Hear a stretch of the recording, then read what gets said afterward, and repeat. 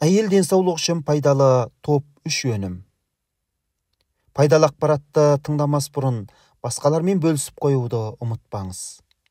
Әйелдердің көпшілігінің проблемасы темір тапшылығы. Сондықтан біз тізімге құрамында темірі жоғары тағамдарды енгіздік. Бірінші, шпинат.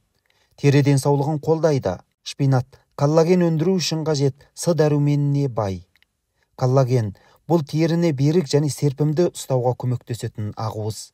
Шпинаттың құрамында теріні ультракүлгін сәулелерден болатын зақымданудан қорғайтын антитоксиданттар да бар. Екінші, субөнімдер, субпродукти. Субөнімдердің пайдасы ұшан теңіз, әсіресе бауыр, бүйрек, ми және жүрек.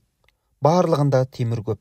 Сондай-ақ ет өнімдері ақуызға және Б дәруменіне, мыс пен селенге бай.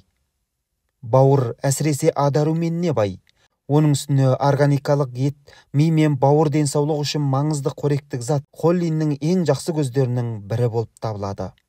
Үшінші, брокколи. Брокколи клетчатка мен антитоксидант ретінде ас қорыту мен ішектің жұмысына оң әсер етеді. Брокколи ағзаны жүйелі түрде тазартуға ықпал етеді және тоғышекте пайдалы бактериялардың қажетті деңгейін қамтамасыз етеді. Сонымен қатар брокколи порциясында С дәруменінің күнделікті норманың 112% бар. Бұл сіздің денеңізге темірді жақсы сіңіруге көмектеседі. Ал сіз қай өнімді жиі тұтынасыз?